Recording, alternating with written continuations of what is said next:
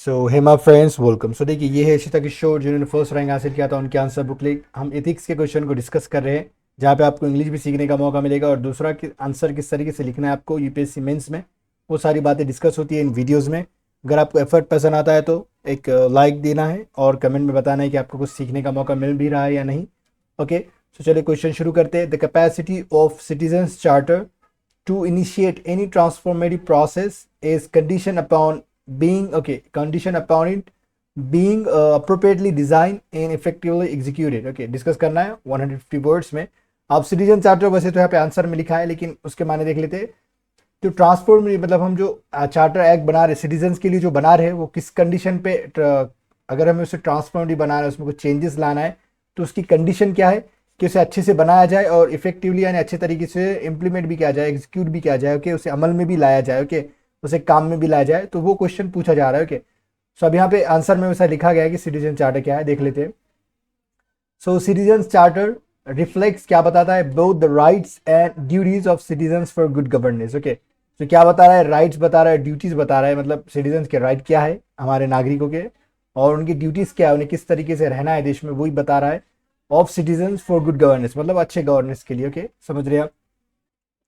मतलब क्या है कि हम जो भी रिसोर्सेस है वो सोसाइटी की भलाई के लिए कर रहे हैं, जो भी सोसाइटी की नीड है उसके लिए गवर्नेंस चला रहे, वो उस तरीके से गुड गवर्नेंस मतलब लोगों की हेल्प कर रहे हैं, वेलफेयर कर रहे हैं। Okay, in simple terms we can just say.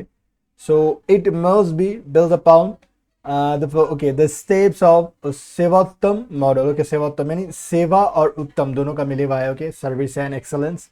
Okay, so two word has been combined here। Okay, and okay, so वहाँ पे क्या क्या है देखिए, identify the activities, define standards, meet standards align. Okay, अभी वही है कि एक्टिविटीज़ को हमें जो काम कर रहे हैं उसके लिए देखना है, उसके स्टैंडर्ड्स के रूल्स वगैरह ये करना है, और रूल्स फॉलो हो रहे हैं यानी स्टैंडर्ड्स फॉलो हो रहे हैं, यानी अलाइन ऑल डिपार्टमेंट, सबको मतलब अलाइन करना है, एक साथ लाना है। ओके, और एग्जीक्यूट प्लान करना है, प्लान अमल में लाना है कि परफॉर्मेंस मॉनिटरिंग यानी काम कैसा चल रहा है वो देखना है, कंटिन्यूस इंप्रूवमेंट और अच्छे से हमें इम्प्रूव करना है सारी चीज़ें। ओके, जो भी पॉलिसीज वगैरह बनाई जा रही है, जो भी चीज़ें। ओके, दस the transformative potential hinges upon its.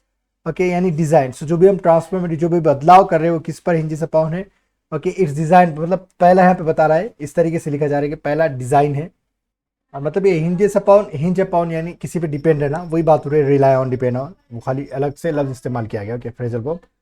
सो यहाँ पे क्या है देखिए, it must be holistic and cover all aspects of local needs. Holistic यानी चारों तरफ से हम जो चीज़ को देख रहे हैं। ओके, तो वो हॉलिस्टिक अप्रोच है। जैसे हम बोलते हैं ना कि हम यूपीएससी की पढ़ाई करें तो हमको एस्पेक्ट सारे देख के आए, उसके इकोनॉमिक एस्पेक्ट क्या है, पॉलिटिकल एस्पेक्ट क्या है, उसकी हिस्ट्री क्या है, वो सारी नज़र रखते हुए हमें पढ़ाई करना है कोई चीज़ की, तो उसे हम बोलेंगे हॉलिस्टिक अप्रोच है। तो यहाँ पे हॉलिस्टिक सारी चीज़ों को मिलाना है, और एस्पेक्ट ऑफ लोकल नीड्स कि लोग वहाँ के क्या चाह रहे हैं, जहाँ पे भी पॉलिसी वगैरह बन रही है, जहाँ पे भी गवर्नेंस चलाई जा रही है, वो वाली चीज़ हो रही है कि उनके नीड क्या है वो भी देखना है। It must be adaptable and flexible. Okay, और ये अडेप्टेबल फ्लेक्सिबल भी होना चाहिए।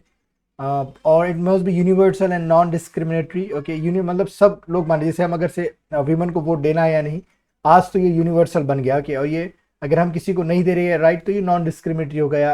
वो वीमन है उसके ऊपर हम डिस्क्रिमिनेट कर रहे हैं, या कोई ज़ात से आ रहा है, उसका रंग कैसा है, वो नॉन डिस्क्रिमिनेटरी नहीं होना चाहिए। Okay, so room for exception मतलब कोई हो सकता है एक्सेप्शन के, कोई हम जो कमज़ोर है उससे थोड़ा ज़्यादा हम क्या दे रहे हैं, प्रिविलेज दे रहे हो कि ज़्यादा हम क्या कहेंगे उस पर अधिकार दे रहे हैं, तो एक्सेप्शन हो सकते हैं थोड़े बहुत, उसके लिए हम रूम रख सकते हैं, जगह रख सकते हैं, इसका मतलब वो है।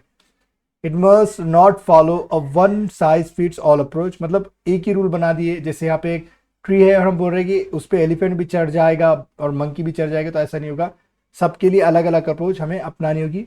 One size fits all approach we can not follow it. Okay, so must be backed by indices like, और ये इंडाइसिस मतलब क्या चल रहा है, कैसी परफॉर्मेंस है, हम उसका पता लगा सकते हैं। जैसे ease of living index of Mahua. Okay, so ये जो ईज ऑफ लिविंग इंडेक्स है, जो महुआ के बाद मतलब जरिए क्या करते रिलीज किया जाता है, मतलब क्या है, ministry of I think housing and urban affairs, या वही है महुआ, तो उसके जरिए ईज ऑफ लिविंग इंडेक्स की किया जाए, तो हम इसका सपोर्ट ले सकते हैं कि किस तरीके से क्या चल रहा है देखने के लिए। ओके, उसके बाद है आपको दिख रहा है सब राइट। अब ये सेकंड है, पहला डिजाइन था, तो सेकंड है एग्जीक्यूशन। एग्जीक्यूशन है उसे कोई चीज़ को हम अमल में ला रहे, तो इम्पार्शियलिटी, ओके, इम्पार्शियलिटी होना चाहिए ऑफ द ऑफिसर्स। इम्पार्शियलिटी यानी जो वहाँ पे हम क्या कर रहे हैं, किसी को फेवर नहीं कर रहे। ओके, वहाँ पे हम मतलब एक तरह से निष्पक्षता दिखा रहे हो कि किसी एक को फेवर नहीं करे, एक को ट्रीट, सबको हम इक्वल दर्जा दे रहे हैं अगर कोई कंपटीशन भी चल रहा है तो। क्या सो प्रॉबिटी एंड प्रोसीजरल इंटीग्रिटी, यानी सबको क्या है, ईमानदार रहना है। ह्यूमन गवर्नेंस मॉडल भी होना चाहिए, मतलब काइंडनेस भी दिखाना है ओके ऑफिसर्स को। वो सारी चीज़ें हो रही है यहाँ पे। As held by Gandhi ji there is unity and rights of duties. Okay so rights of duties में क्या है, यूनिटी छुपी हुई है, एकता छुपी हुई है। सब अगर साथ राइट को माने तो ये ड्यूटीज़ की, मतलब हमारे देश में क्या चलना है, किस तरीके से हम देश की इज्जत करें, फ्लैग की इज्जत करें, तो इसमें क्या है, यूनिटी छुपी हुई है कि सबका एक समान इमोशंस हो गए उसके रिलेटेड।